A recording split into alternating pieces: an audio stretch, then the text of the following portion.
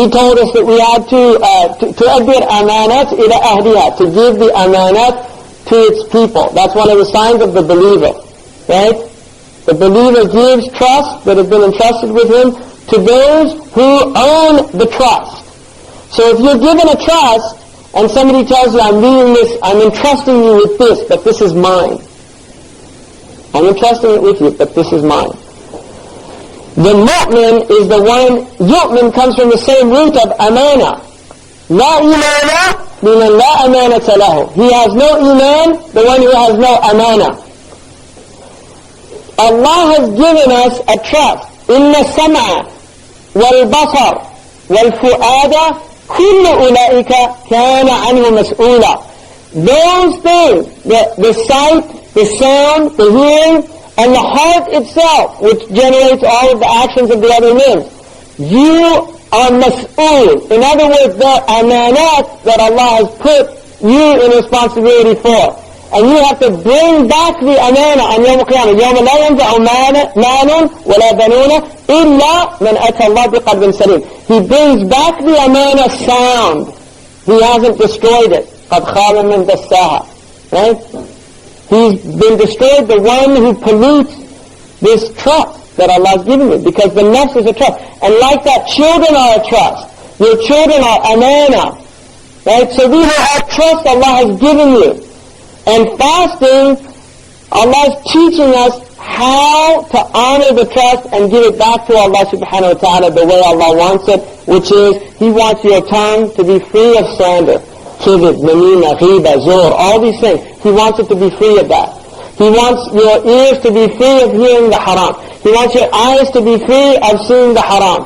He wants your hands to be free of doing anything haram, your feet to be free of going anywhere haram, and your genitals free of going to a place that's haram, and your stomach free of taking in, imbibing anything or eating anything that's haram. That's what Allah wants. He wants us to protect these trusts that He's given us, and the way He's teaching us to do that is fasting. This is the madrasa to learn these things.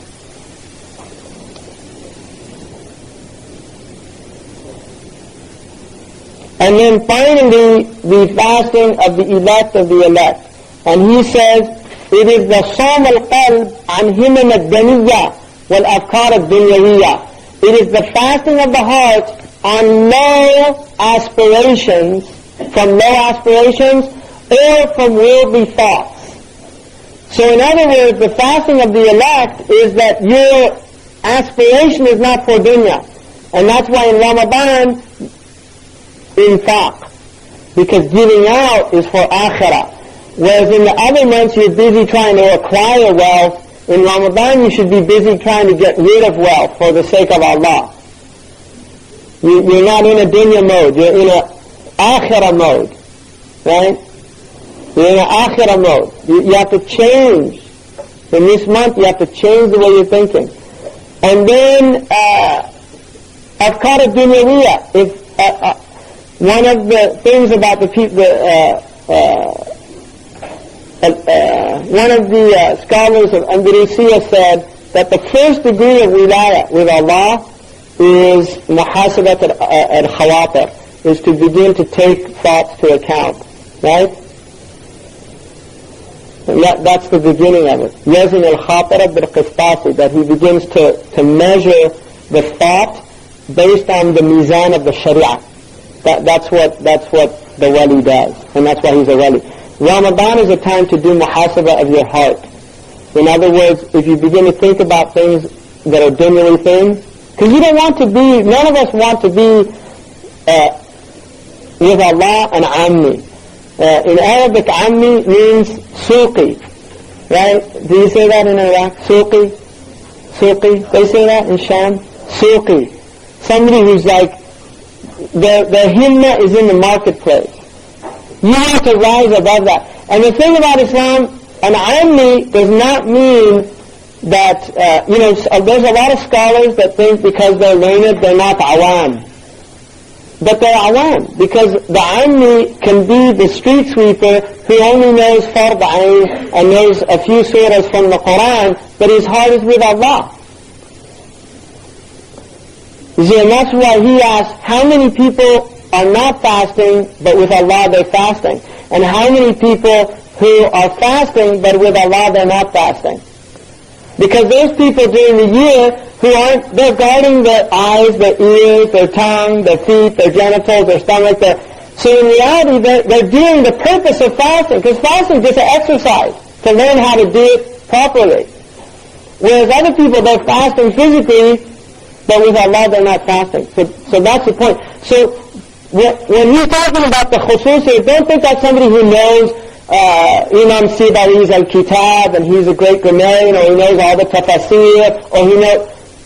That's not what he's talking about. These people can be almost illiterate if the heart is with Allah subhanahu wa ta'ala. I mean, look at Imam Sahnun.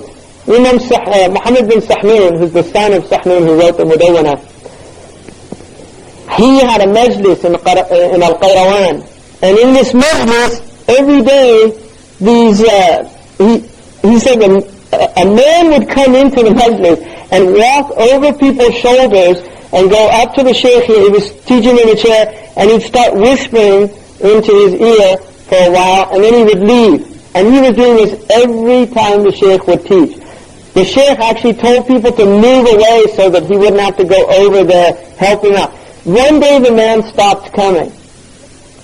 And Imam Sahnun, Muhammad bin Sahnun, asked some of the people, where's that man who used to come here every day? And they said, we don't know. And he asked somebody to go find him. He found him, and he came, and he said, what happened? You stopped visiting me?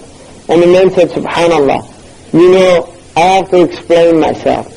Some people who envy you, I'm a very poor man, and I have a lot of daughters that I need to get married. Some people who envy you, because he was a qadi, and they came to me and said, go and bother him every day in his majlis, and if you can make him angry and humiliate him in front of all his students, we'll give you money so you can marry your daughters.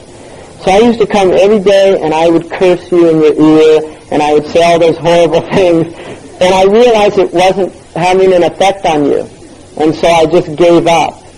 And Muhammad bin Sahnun said, why didn't you just come and ask me for some money? Yeah, I would have given you. But I mean,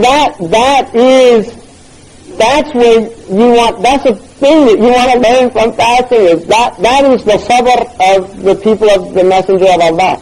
That's the sabr of the family, that's the sabr of Salman minna al-bayt, you know, Salman's from our family. Salman lived, he was patient. He was a Zoroastrian. He used to see them blowing out, the fire would get blown out, and they'd light it, and then they'd tell the worshippers it never goes out. And his father was in charge of it, so he knew it was a lie. So he wanted to find where it was. He went to the Christians. He was with a monk serving him for years, and he saw the monk stealing all the people's money and burying it in his backyard. And then he went to another monk, and he was actually a good monk. He told them that there's a prophet in the end of time coming to Yathrib. And that's where he went, and he had the signs. But the thing is, he was patient through this entire journey. He was just seeking the truth. Yeah? And if you look at the patience of the Prophet ﷺ all through that tribulation that we saw, that is what fasting really is about. It's about learning how to control the heart and gaining this ability.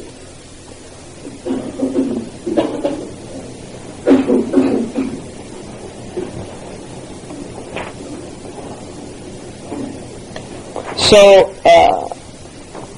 basically, in terms of this month, here's my suggestion to myself, first and foremost.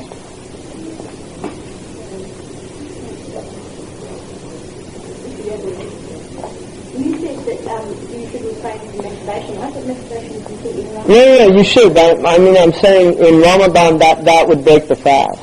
That's all I was saying. I thought it was haram. Anyway. I know, but so is lying, and people lie, and so is, people do things that are haram.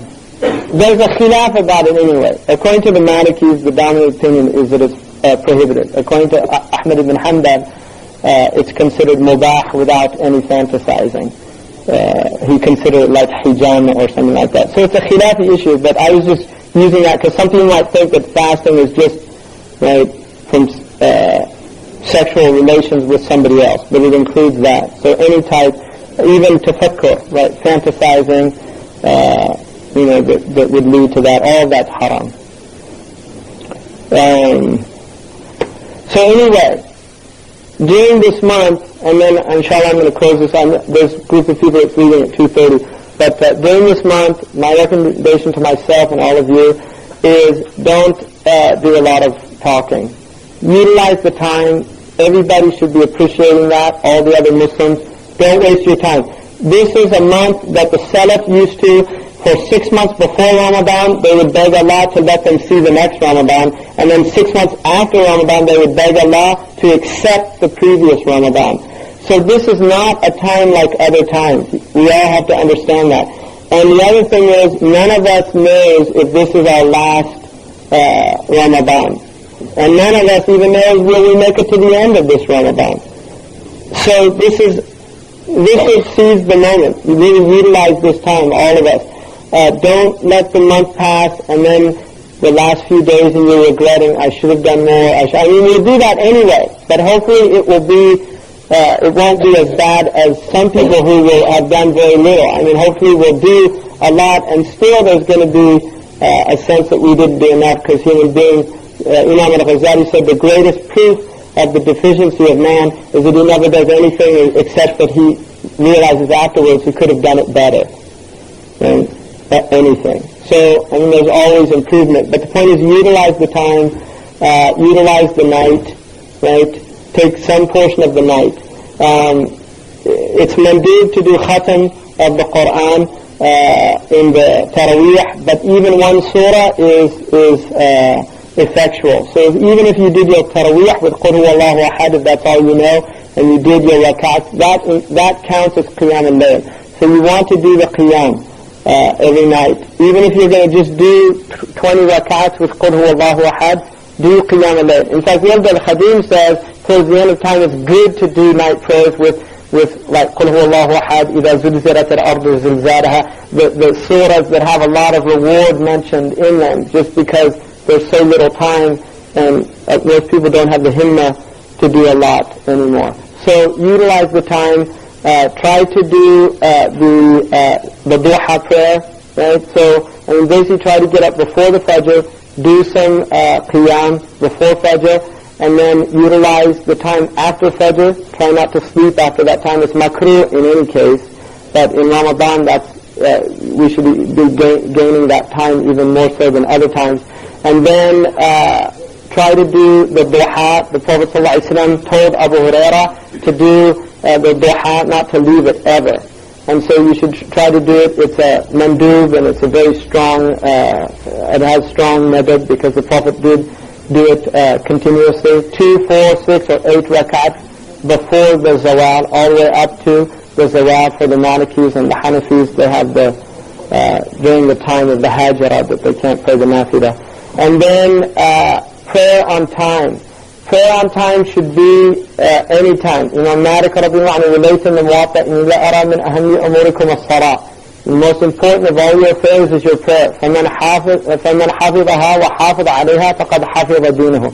Whoever guards it and is vigilant about its times has guarded his deen. وَمَنْ ضَيَعَهَا فَهُوَ لِمَا سِوَاهَا أَضِيعَ. Whoever is negligent of it, then he's negligent more so about other affairs in his life.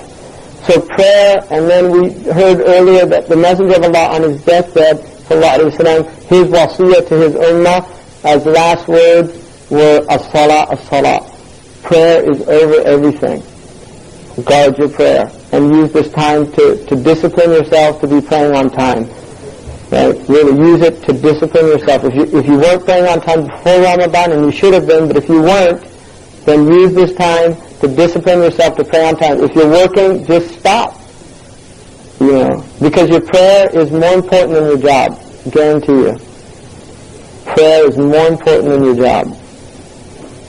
Do your prayer.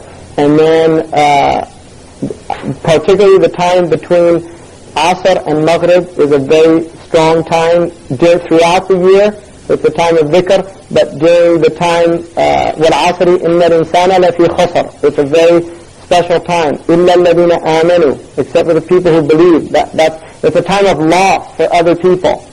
And that's why in this culture you see people at the end of the day, they're worn out.